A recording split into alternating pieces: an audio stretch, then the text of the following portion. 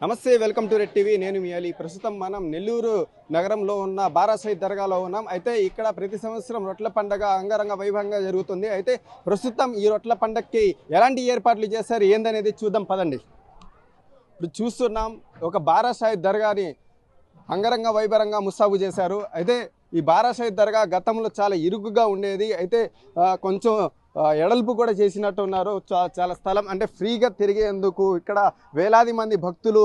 గంధ లీపనానికి ఇక్కడికి వస్తారు అయితే మత పెద్దలు అందరూ వస్తారు కాబట్టి చాలా ఇరుకుగా ఉంది గతంలో చాలా ఇరుకుగా ఉండేది ఇప్పుడు చాలా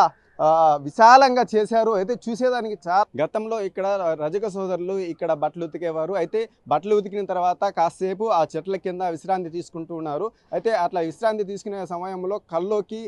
ఈ బారాసైదుల కల్లోకి వచ్చి మేము ఇక్కడ ఉన్నాము ఇక్కడ ఉన్న మట్టిని తీసుకువెళ్ళి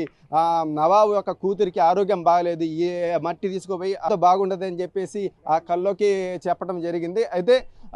అదేవిధంగా ఈ విషయం నవాబుకి చెప్పడం జరిగింది ఆ నవాబు వచ్చి ఈ యొక్క మట్టిని వాళ్ళ కూతురికి లేపనం చేయటం జరిగింది అయితే ఆమె ఒక రోజులోనే ఆరోగ్యంగా అవటంతో ఆ నవాబు వాళ్ళ సైన్యాన్ని తీసుకొచ్చి అసలు ఈ యొక్క మహత్వం ఏంటి అని చెప్పేసి ఇక్కడికి వచ్చి చూడగా ఇక్కడ 12 సమాధులు ఉన్నాయి 12 సమాధులు చూస్తున్నాం మేము 1 2 3 4 5 6 7 8 9 10 11 12 సమాధులు ఉన్నాయి ఇక్కడ ఆ యొక్క సమాధులకి పులి తోకతో శుభ్రం చేసేదట ఆ రాజులు ఆశ్చర్యపోయారు పులి ఏంది ఈ సమాధులని క్లీన్ చేయటం ఏందనేది చెప్పేసి ఆశ్చర్యపోయారు అదేవిధంగా ఇక్కడికి ఆ నవాబు ఆ సైన్యంతో వచ్చినప్పుడు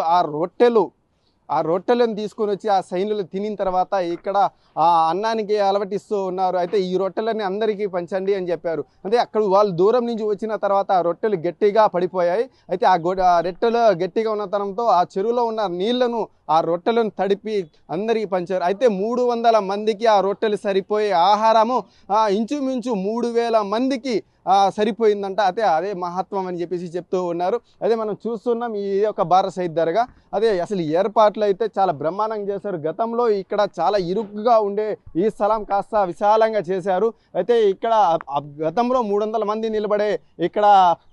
గంధం లిపనం చేసేవాళ్ళు ఇప్పుడు 3000 నుంచి 4000 మంది కూడా నిలబడే అవకాశాలు అయితే ఇక్కడ కనిపిస్తూ ఉన్నాయి